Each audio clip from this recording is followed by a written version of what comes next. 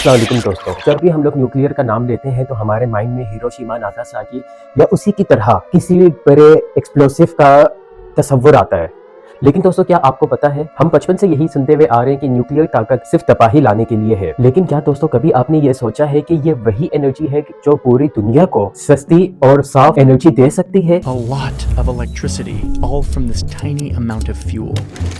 This was the utopian promise of nuclear power, clean energy for all. ये वही energy है जो cancer के ट्रीटमेंट के लिए यूज होती है। आज दोस्तों हम न्यूक्लियर एनर्जी के उस रुख की बात करेंगे जो आमतौर पर लोगों को नहीं बताया जाता। हम देखेंगे कि क्यों न्यूक्लियर एनर्जी को लेकर इतना खौफ फैलाया गया, न्यूक्लियर वेस्ट की असलियत क्या है और कैसे दुनिया के बड़े बड़े ममालिक इस एनर्जी को यूज करके अपनी तकदीर को बदल रहे हैं और हम कैसे न्यूक्लियर एनर्जी से अनलिमिटेड पावर सोर्स जनरेट कर सकते हैं। तो चलिए शुरू करते हैं।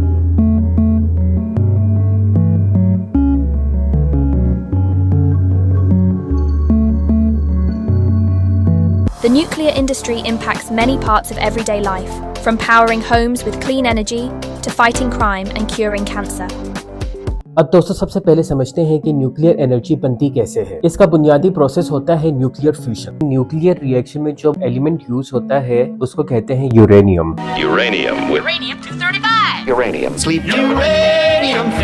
यूरेनियम के एक खास एटम 235 पर एक न्यूट्रॉन मारा जाता है तो वो दो हिस्सों में टूट जाता है। इस टूटने के प्रोसेस में बहुत बड़ी मिकदार में गर्मी हीट निकलती है, साथ ही मजीद न्यूट्रॉन निकलते हैं जो दूसरे एटम्स को तोड़ते हैं। इसे हम चेन रिएक्शन कहते हैं। अब सवाल ये है कि इससे बिजली कैसे बनती है। देखिए दोस्तों, हमने बचपन से पढ़ा है फिजिक्स में कि बिजली सिंपली टरबाइन के घूमने से बनती है। लेकिन अब टरबाइन को कैसे घुमाते हैं दोस्तों? टरबाइन को घुमाने के लिए जो तरीके हैं वो है फॉसिल फ्यूल, फिर वो पानी जो जमीन से गरम निकलता है उसको हम लोग जियोथर्मल कहते हैं। फिर आते हैं दोस्तों वो स्पेशल रॉड्स जिसके अंदर ये न्यूक्लियर रिएक्शन हो रहा होता है। दोस्तों यहाँ पर दोनों का मकसद होता है पानी को उबाल कर स्टीम बनाना। ये स्टीम्स बड़े बड़े टरबाइन को घुमाते हैं और बिजली पैदा होती है। फर्क सिर्फ इतना है कि फॉसिल फ्यूल, कोयला, क्रूड ऑयल ये ऐसे धुएं छोड़ता है जो माहौल के लिए ठीक नहीं होता, जबकि न्यूक्लियर प्लांट सिर्फ भाप छोड़ता है। सब यूरेनियम न्यूक्लियर रिएक्शन को सस्टेन नहीं कर सकता। सस्टेन करने वाला यूरेनियम 1% से भी कम होता है जो नेचुरल यूरेनियम 238 से निकलता है। इसे U-235 कहते हैं। यह नंबर रेफर करता है कि एटम के अंदर कितने न्यूट्रॉन्स हैं। दोस्तों यूरेनियम एक प्रोसेस में जाता है जिसे इनरिचमेंट कहते हैं और इस प्रोसेस में U-235 बनता है एक लेस यूजफुल यूरेनियम से और जब ये सब हो जाता है तो फाइनल प्रोडक्ट ऐसा लगता है। ये साइज है यूरेनियम फिल पैलेट का और ये पैलेट्स लॉन्ग रॉड्स में जाते हैं। Using the simple power of an atom. Within the atom's heart is not one but many giants seeking to provide vast quantities of energy to run the world's machine. दोस्तों जो uranium होता है वो इतने से जो आपके पहला जॉइंट है ना, इतने छोटे से पैलेट के अंदर होता है और उसको रीयूज भी कर सकते हैं हम लोग। But then, nuclear turned from darling to outcast. There has been a nuclear accident in the Soviet Union. A state of emergency in two of the country's nuclear reactors. The worst nuclear reactor accident to date. फिर दोस्तों लोगों में nuclear energy को लेकर जो बहुत ज्यादा डर मिलता है वो इस वजह से है चेरनोबिल 1986, 3 माइल आइलैंड 1979 और फुकुशिमा 2011 जैसे इंसिडेंट्स हैं। पॉप कल्चर जैसे के द सिम्पसंस और HBO के सीजन द चेरनोबिल सीरीज ने इस डर को पक्का कर दिया है। लेकिन दोस्तों क्या आपको पता है कि न्यूक्लियर एनर्जी स्टैटिस्टिकली सोलर और विंड एनर्जी जितनी ही सेफ है? जी हाँ दोस्तों, अब हम लोग यहाँ पर एक छोटा सा एक इमेजिनरी हाइपोथेटिकल शहर लेते हैं और उसका नाम हम लोग रखते हैं टेक्निस्तान और तस्वर करते हैं वहाँ पर 1.5 लाख लोग रहते हैं,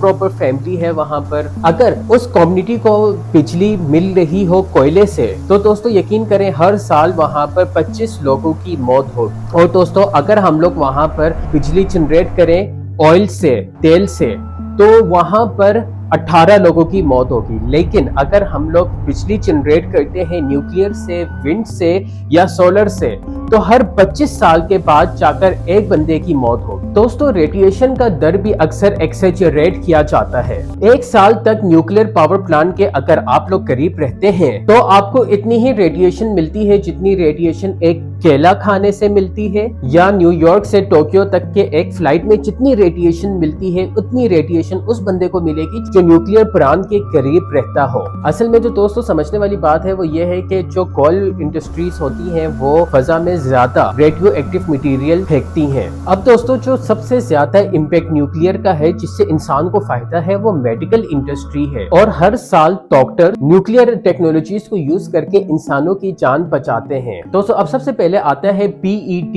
पोजीशन इमिशन टोमोग्राफी और SPECT scans neuro nuclide use करके बॉडी के अंदर मेटाबॉलिक एक्टिविटीज शो करते हैं। ये कैंसर डिटेक्शन और हार्ट ब्रेन डिसऑर्डर में क्रिटिकल रोल प्ले करते हैं। जिस तरह आप एक्सरे को यूज करके हड्डियों को देखते हैं, इसी तरह सेल सेलुलर एक्टिविटीज नजर आती है। Early detection is equal to better outcomes. फिर दोस्तों थेरेपी आता है जिसमें रेडिएशन ट्रीटमेंट होता है। अब रेडिएशन ट्रीटमेंट दोस्तों इसलिए जरूरी है क्योंकि ये कैंसर के ट्रीटमेंट का कॉर्नर स्टोन है। टारगेटेड बीम्स ट्यूमर को हार्म करते हैं। सराउंडिंग टिश्यू को मिनिमाइज करने के लिए ये मॉडर्न टेक्नोलॉजी बहुत यूजफुल है। If the tumor is in your head, your radiation therapist may make a mesh frame or mask that will keep you positioned correctly during the IMRT.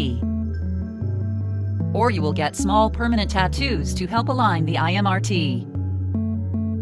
Next, your therapist will do a CT scan of your head to get a detailed picture of your tumor and its borders. Your doctor will use the scans to specify the three-dimensional shape of your tumor and vital tissues nearby. The tumor's shape, size, type, and location help your doctor determine how the IMRT beam should be adjusted to hit your tumor and avoid healthy tissue. During your procedure, a medical linear accelerator will deliver an X-ray beam to your tumor. A computer inside the accelerator will adjust the beam with a device called a collimator. The collimator will adjust or modulate the intensity, direction, and shape of the radiation beam.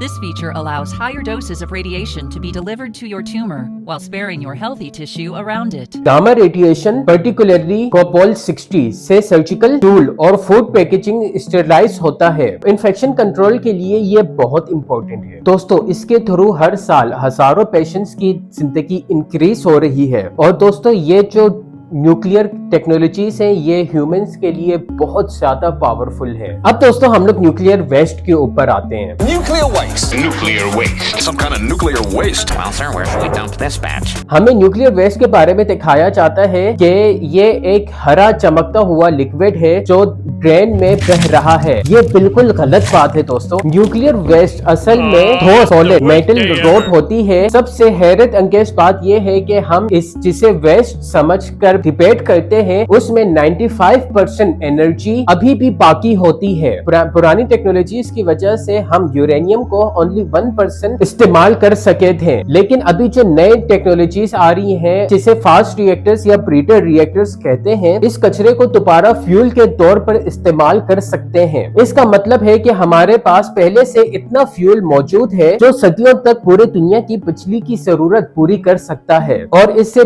कचरा भी खत्म हो जाएगा और बिजली भी मिलती रहेगी। दोस्तों, जो ये न्यूक्लियर वेस्ट है जो हम लोग कचरा समझ के फेंक देते हैं, ये यूएस में ऐसे गैसेट्स के अंदर रखे जाते हैं ताकि इसके रेडियो एक्टिव हार्म से लोग बच सके। और दोस्तों, इसको जमीन के अंदर भी रखा जाता है, लेकिन दोस्तों इसकी जो लाइफ है वो लाइफ अगर हम लोग देखें ना तो वो आगे 100 साल तक है। और दोस्तों, दुनिया के तरक्की शुदा ममालिक इस न्यूक्लियर एनर्जी को अपना फ्यूचर बना रहे हैं, और अभी हम लोग देखते हैं कौन कहाँ खड़ा हुआ है। और सबसे पहले हम लोग अपने मुल्क से शुरू करेंगे और देखेंगे कि पाकिस्तान में इसको कहां पर और कितना इस्तेमाल किया जा रहा है। हमारे मुल्क में K2 और K3 जैसे बड़े प्लांट्स कराची में काम कर रहे हैं। पाकिस्तान अपनी बिजली 12 से 16% न्यूक्लियर से हासिल कर रहा है। फिर दोस्तों, इस लिस्ट में पाकिस्तान के पास जो सबसे पहले है वो USA है। यूनाइटेड स्टेट्स दुनिया का सबसे बड़ा न्यूक्लियर प्रोड्यूसर कंट्री है और यहाँ पर 90 से ज्यादा रिएक्टर्स हैं। तो पूरे मुल्क का 20% बिजली न्यूक्लियर से बना रहे हैं। फिर दोस्तों आता है फ्रांस, ये न्यूक्लियर एनर्जी का किंग है। 70% बिजली न्यूक्लियर से बना रहा है, जिसकी वजह से वहां पर बिजली सस्ती भी है। फिर दोस्तों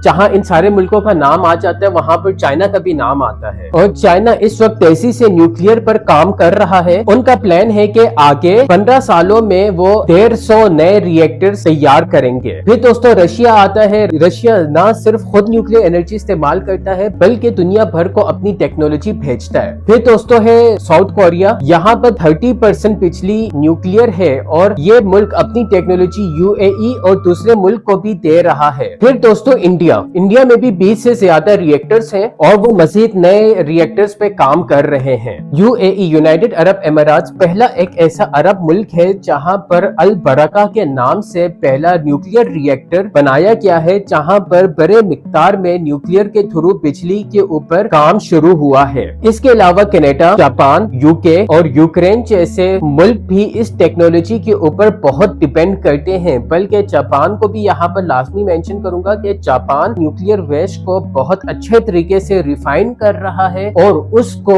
यूज कर रहा है और उससे बिजली पैदा कर रहा है। अब दोस्तों हम लोग बात करेंगे यहाँ पर स्मॉल मॉड्यूलर रिएक्टर्स पर। और दोस्तों ये रिएक्टर पहले न्यूक्लियर प्लांट्स बहुत बड़े होते थे, अब स्मॉल मॉड्यूलर रिएक्टर्स का जमाना आ रहा है। ये छोटे रिएक्टर्स फैक्ट्री में बन कर कहीं भी शिप किए जा सकते हैं और जैसे हमारे घर के बाहर एक जनरेटर लगा हुआ होता है वैसे ही इसको हम लोग किसी भी घर के बाहर या फैक्ट्री के बाहर इंस्टॉल कर ले और ये वहां पर ऐसा जनरेटर काम करेगा और ये एनर्जी की दुनिया में एक इनकलाब लाने वाला है। अब दोस्तों कंक्लूजन ये है कि जैसे अब दुनिया में क्लाइमेट चेंज आ रहा है और हर घर तक सस्ती बिजली पहुंचानी है, तो न्यूक्लियर एनर्जी हमारे लिए सबसे बेहतरीन साथी है। इसके डर को खत्म करके इसके साइंस को समझना जरूरी है। उम्मीद है आपको आज की वीडियो पसंद आई होगी और अगर आपका जो भी सवाल है न्यूक्लियर से लेकर या अगर आपको कोई और फैक्ट्स का पता है न्यूक्लियर के बारे में तो आप कमेंट में लाजमी उसको मेंशन करें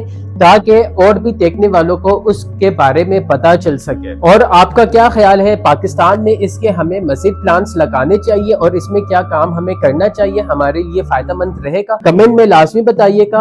और अगला वीडियो आप लोगों को किस टॉपिक में चाहिए है वो भी बताएं ताकि हम लोग फिर अगली वीडियो उस टॉपिक के ऊपर बना। दोस्तों अपना और अपने साथियों का ख्याल रखिएगा। मिलते हैं हम लोग अगली वीडियो में। अल्लाह हाफिज।